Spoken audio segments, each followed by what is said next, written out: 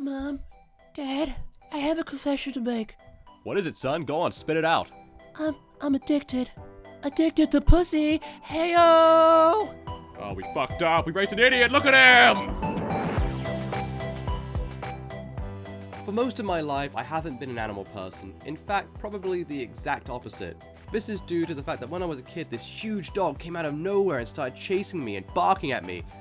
Fun for him, traumatic for me. This all changed when I met my awesome girlfriend Vicki. Now Vicki lives with her mum and they currently have 11 cats. Wait, let me try that again. 11 cats, that's unreal! When we met, she just had 7 cats and a dog, but we aren't going to talk about Cody since he's basically dead weight in this video. Now 7 is still a fairly large number of cats to live with. I could hardly handle being around single animals at this time, so 8 was a huge deal for me. When she first told me about all her cats, my initial thoughts, like most people, go to the stereotype of the crazy cat ladies who have cats running their homes. I was a little scared and I didn't really know what to expect.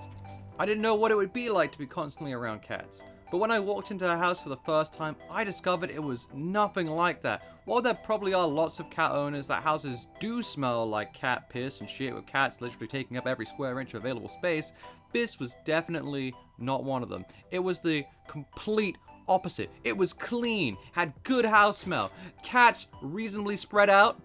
This was a good sign, and it did help ease my initial nerves. This is pretty much how my first encounter went when I came around her house. So, these are all my cats. This is Nugget, Bimbins, Emmy, Luna, Sammy, Boo Boos, and my handsome man Lolos. Can you repeat that? This part was overwhelming. I'm terrible with human names as it is. Like, I don't know the names of people who I've known for years and I really should know, but I don't. So I had a lot to learn and I wanted to try my best to memorize them. Now, Vicki was in her element around cats. She grew up around them and she is the cat queen. While in comparison, I look like a simpleton, a humble pleb, if you will. Oh, that's a weird looking penguin. Your dum-dum beans. I felt like I was discovering a new world. Kind of like Christopher Columbus without the whole mass genocide thing.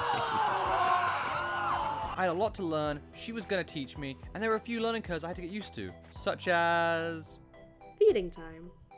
I learned what it was like to feed a bunch of animals all at one time in one room. It's actual madness. The whole thing is a half an hour ordeal, from preparing the food to making sure they don't steal each other's while they're eating. During this time, they'll meow at you, try to climb you, fight with each other, and some of them are really picky about what food you give them. So you have to remember to give them specific brands and flavors of food so they'll actually eat. Not to mention, some of them would only eat in specific spots on top of this. When there are only 8 animals, this seemed insane, and it's even more insane now that there's 12 of them. Facebook. Since dating Vicki, I now get a lot of targeted cat food and treat adverts on Facebook.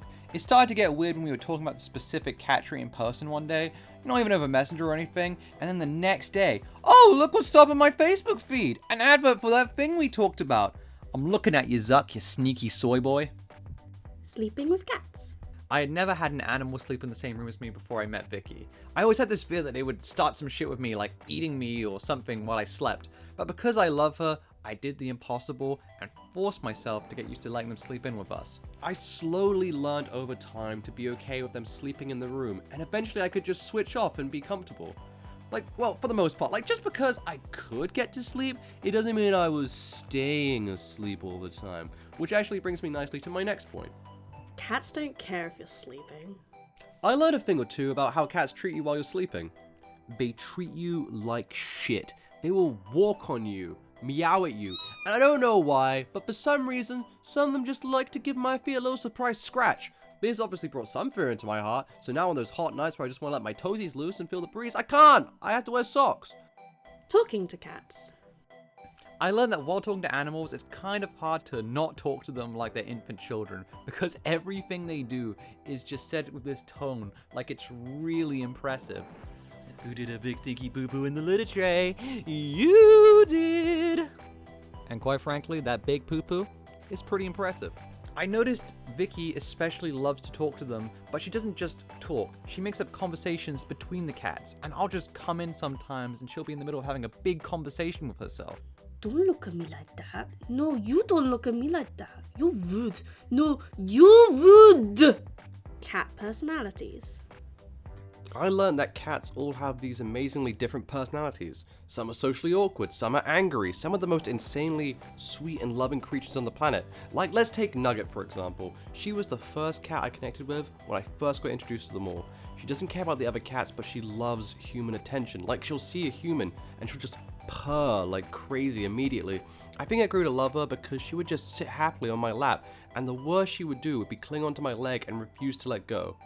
Which I slowly got used to anyway, because what's love without a little bit of pain?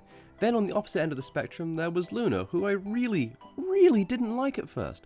I thought she had nothing but hate in her heart, but I was wrong. While she did hiss a lot at everyone and did pee on my back this one time, she could actually be really sweet and affectionate when she's in the right mood. Point is, all cats are different and unique, they've all got quirks, and that's what makes them interesting. I always used to assume all cats were assholes, and you know what? Sometimes they are. But a lot of the time they're not. Why did you make this video? All this stuff and more made up a big part of the start of our relationship. It was a lot of learning, and I did learn a lot about cats. There's a lot I've said in this video and a lot that I haven't. I grew to love each of the cats and genuinely care about them. You could say that the deeper in love I fell with Vicki, the deeper in love I fell with her cats.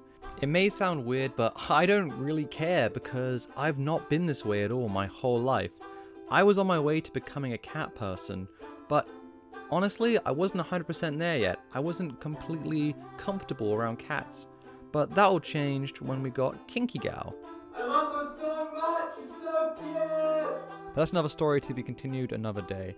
I hope you enjoyed this video, and I'll see you next time. Thank you for watching.